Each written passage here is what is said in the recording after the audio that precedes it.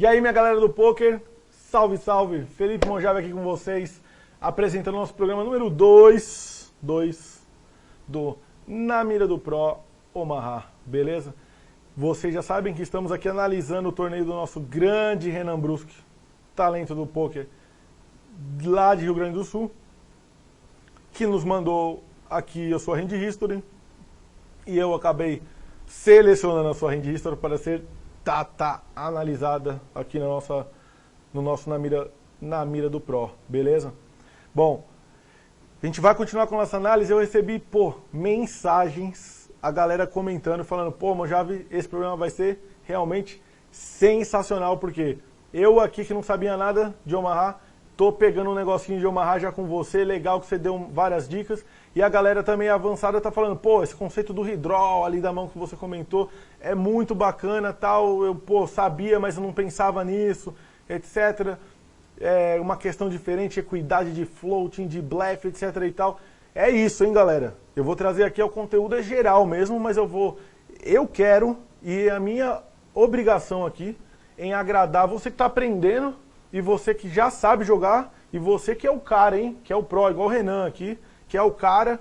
Eu quero ajudar o Renan, ou seja, desmistificar várias coisas, aprender com o Renan, como ele pensa, etc e tal, trazer tudo isso para vocês. Então, nosso programa é para todo mundo e vocês podem entrar em contato com a gente na mira do pro, @tvpokerpro.com, tanto para mandar seu Hand History, para ser aqui analisado por mim, tanto para mandar suas sugestões, críticas, assim como no nosso Twitter, @tvpokerpro, @Felipe Mojave, este que vos fala. Beleza? Então a gente vai continuar aqui com a nossa análise que a gente começou no programa 1, agora aqui no programa 2. Tem muita mão para falar, porque o Renan é fera, chegou no fim desse torneio lá. O cara foi lá faturar uma nota. Muito bem, garoto. Então vamos para frente. Essa foi a última mão que a gente analisou. Passando aqui para frente. Par de 10, dama 2, off-suited, certo? Acho que vocês agora, já no nosso segundo programa, já se familiarizaram como a gente fala sobre as mãos, como a gente dita as mãos, certo? Primeiro par, as cartas altas para baixo e os naipes, beleza? É isso aí. Renan opta pelo fold, certo, garoto? Trash hand, ou seja, lixo. Joga fora, parte para a próxima. Assim como aqui, você acabou foldando o dama 10, 7, 5 com dama 5 de ouros, certo? Certinho. Seguimos. Aí agora a gente tem a primeira, assim, em teoria, a segunda premium hand que o Renan teve. Vocês lembram que no programa 1, o Renan teve lá aquele par de as single suited, as A5 e 8, se eu não me engano, do botão, certo? Que ele abriu e acho que não teve ação. Aqui a gente tem uma mão muito forte, ou seja, as e rei, dama, dama, as e rei, double suited, espadas e rei. E uma questão importante aqui dessa mão, é uma outra coisa para a gente analisar, é que da combinação de mãos que o Renan tem, a melhor possível das cartas que ele tem é essa. Por quê? Porque ele tem um as naipado e tem um rei naipado. Ou seja, é muito importante que você tenha as cartas altas naipadas, porque a chance de você ganhar o pote aumenta consideravelmente, certo? Então, vamos supor que fosse as e dama, por exemplo, valete e 8, que seria uma excelente mão também, double suited. Mas aí você tem valete e 8 de um naipe e as e dama do outro. A mão não está trabalhando tão bem assim, certo? Que o ideal seria estar naipado no as e naipado na dama, tá? Mas obviamente que a gente vai jogar as cartas que nos são dadas. A habilidade do jogador de poker é jogar melhor que os seus oponentes as cartas que lhes são distribuídas. Bonito isso, né? Ó, profundo. Então, por isso que é um jogo de habilidade. E habilidade pura, hein? Omaha, a pessoa fala, a variância é alta. A variância é alta, as condições são mais similares, né? Mas um bom jogador, eu posso te dizer que ele vai conseguir bater isso de uma maneira muito simples, tá? Por exemplo, eu posso até te confessar que a minha variância em Omaha é menor do que no Limit Hold'em. Muitas vezes por quê? Porque os entrantes em Omaha são muitos. Então eu acabo jogando com muitos jogadores que não têm a preparação que vocês aqui na TV Poker Pro estão tendo em analisar o Na Mira do Pro aqui com a gente, certo? Então existem vários fatores ainda, tá? Desenvolvendo o Omaha, ou seja, tem muitos jogadores piores de Omaha do que de No Limit Hold'em, então a gente tem que explorar isso, certo? Por isso que a gente está aqui. Bom, o Renan obviamente aumenta 3x aqui, 3 vezes o blind com dama, dama, asa e rei double suited. A mesa roda em fold, infelizmente. Continuamos aqui com a análise. Bom, mão foldável, obviamente, valete 8, 5 e 2 com um naipe em ouros, trash hand, como a gente costuma dizer, tá? Que é a mão lixo, tem que foldar mesmo. Aqui o Renan no botão frente a um raise, dama 9, 6 e 2, dama 9 de ouros. Folda também, corretíssimo. Mais uma vez, 7, 7, dama 6, single suited no 7, tá? Com ouros. Ele acaba foldando, a jogada correta. Agora aqui a ação vem de mini raise e call do small blind. O Renan tem dama, dama 9 e 4, suited na dama em paus. O Renan completa, dá o call. Flop vem A6 e 8, nada com nada. Bom, um conceito importante para a gente entender aqui, olha, presta atenção no que o Renan está fazendo. Ó. Renan dá check, o oponente dele que subiu da bet, outro oponente da raise. Obviamente que ele vai foldar, tá? Vai foldar, essa decisão correta, muito bem.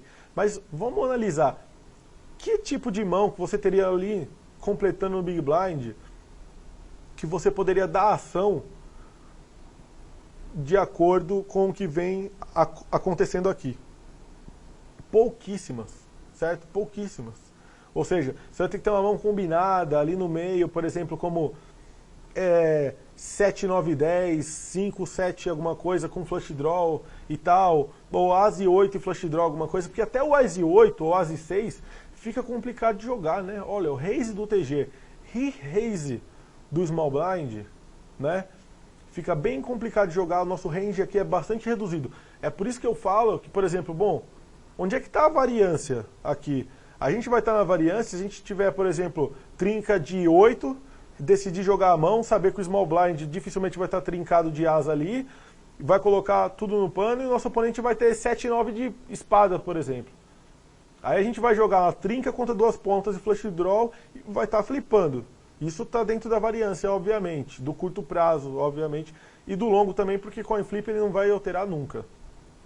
Mas o nosso oponente ele pode muito bem dar call com mãos muito piores, com uma equidade menor que 50%, que vai tornar nossa jogada lucrativa, que é aí onde entra a variância. Que são aquelas mãos 60%, 70%, que pode ser que num curto prazo a gente perca a grande maioria dessas mãos, né? Mas a gente sabe que no médio e longo prazo, né, a matemática não vai mentir e a gente vai ganhar dinheiro, óbvio, né? A gente vai ser lucrativo. A questão que eu estou observando aqui, quando eu fui falar da variância, na verdade era questão era uma questão básica, que era o seguinte: analisar o que o Renan pode ter. Imagina o Renan voltando ao win nessa mão, por exemplo, é o que vocês têm que pensar. Imagina o Renan voltando ao win nessa mão. O que o Renan tem? É óbvio que o Renan tem uma mão muito forte. Não tem como o Renan colocar as fichas aqui, por exemplo, sem ter uma mão muito forte, por exemplo, frente a bet e raise. Então fica mais fácil de você analisar o range do seu adversário, tá?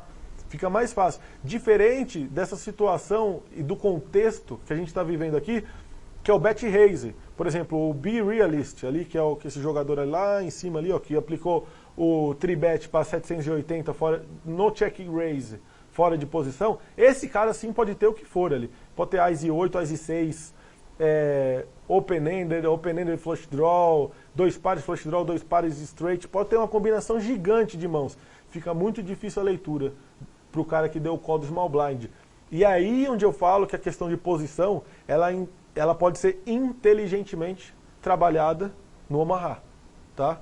Porque imagina no limit hold'em, você tem As e dama, você beta o cara check raise do small blind, você ainda se sente muito bem na mão. Pô, tem o top pair, kicker dama, o cara não deu call do small blind, certo?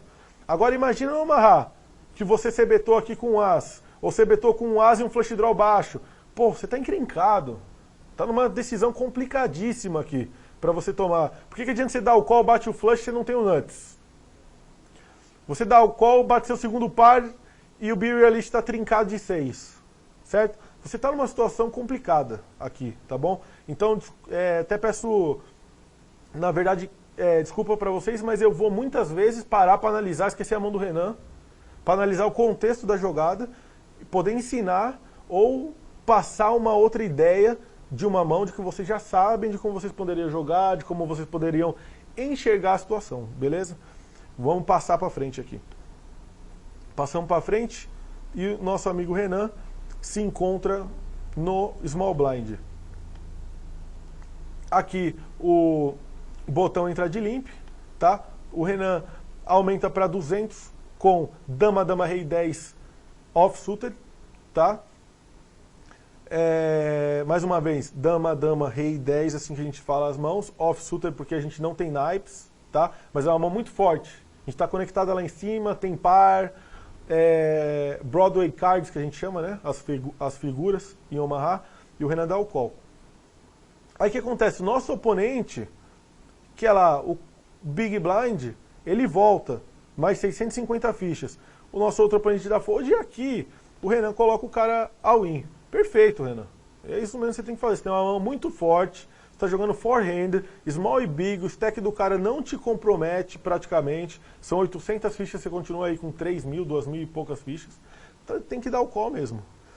Independente do cara ter um par de as, você ainda continua com uma equidade, que é a chance de você ganhar a mão, versus, tá? A gente cruza aqui, pot odds, tá? Que é quanto já tem no pote. Olha lá quanto já tem no pote, tá?